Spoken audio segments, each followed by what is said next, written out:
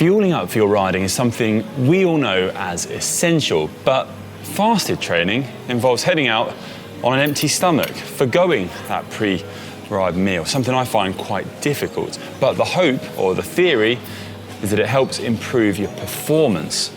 A quick search on the internet, however, reveals it's quite a controversial topic with a whole raft of conflicting advice and opinions. So is it the golden nugget that many claim? Time for a bit of myth busting. Fasted training essentially involves riding on a limited supply of carbohydrates, heading out on your bike with an empty stomach. To count as fasted training, your last meal would have had to been 10 to 14 hours previously. For most, this would happen in the morning before breakfast, after a whole night's sleep and an early dinner the day before. When you are riding in a fasted state, your body is relying more on fat as a fuel source because those glycogen stores are depleted and it doesn't have that readily available glucose to keep the muscles moving.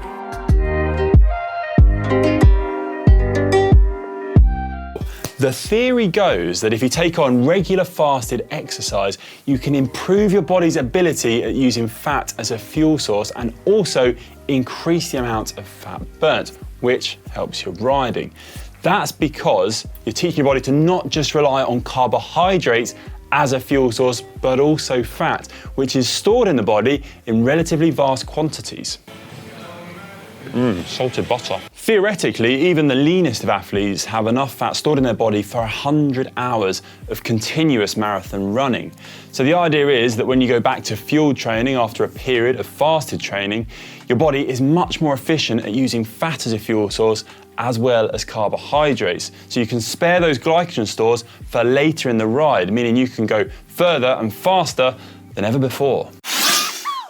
That's not the only potential benefit though, because it's said that training whilst fasted can improve your glucose tolerance. That's your body's ability at moving sugar from the blood into tissues like muscle and fat. Plus, it's also thought that fasted training can lead to increased mitochondrial adaptations. Now, we all remember the mitochondria from our days in the biology classroom, don't we?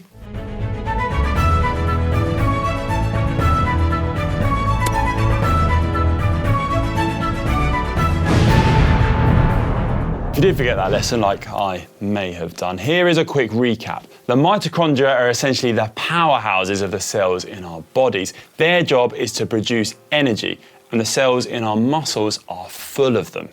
Any way we can make the mitochondria better at doing their job is going to mean that we're going to be able to ride our bikes faster than we did before. And it's said that fasted training does just that. So the theory, it all sounds great, doesn't it? But how does that translate when you look at the science? Is all of that true? You may think about using fasted training to manage your body weight.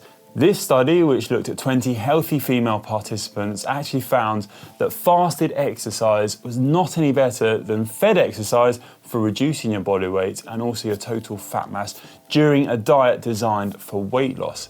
Performance-wise too, you're much better to take on fed exercise rather than fast if you want to maximise your performance on the day of your actual effort.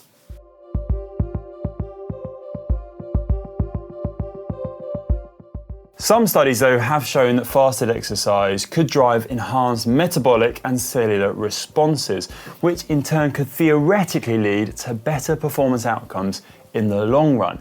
Basically, your body appears to be a better athlete at a cellular level, increasing your body's efficiency at sparing carbs and using fat as a fuel source.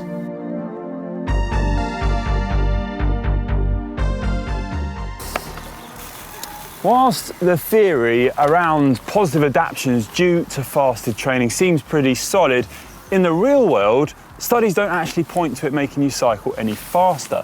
This 2021 meta-analysis examining 407 scientific papers actually found that the evidence to support a performance-enhancing effect was pretty weak.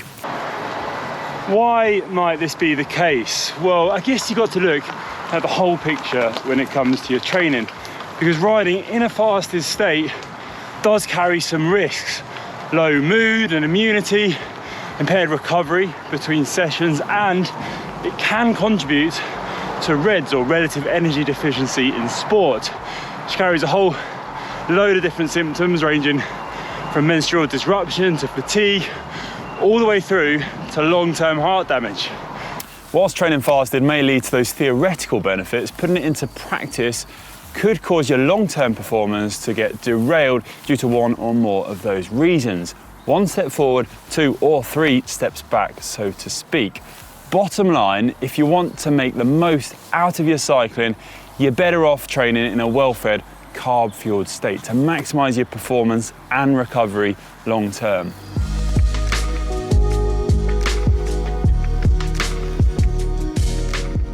But, big but, now I love fasted training. Why? Mainly for practical reasons. So I'm not doing nearly as much volume as I used to, or training quite as hard. And if I jump out on the bike now, I can head out on the door without any breakfast, get a short ride in, and be back in time for breakfast with the family. If I didn't do that, I'd have to sit down, have my meal, let it digest, then head out on the bike. This way, I can get a ride in at a time when I otherwise wouldn't have been able to, and I feel so much more energized as a result. So these days, it's perfect for me. Plus, there have been some studies, mainly around those practicing Ramadan, that fasting can lead to increased levels of beneficial gut bacteria, which is a positive for your gut health and your overall health too. So a positive that is worth pursuing, but one that I might add, you don't need to achieve while fasting whilst riding. End of the day, training while fasted isn't to be totally ignored, but realistically, it's only really worth it for some people. It can work well for less trained riders looking to get in a short, low intensity session, or for those of us who are trying to cram in a ride at certain times of the day.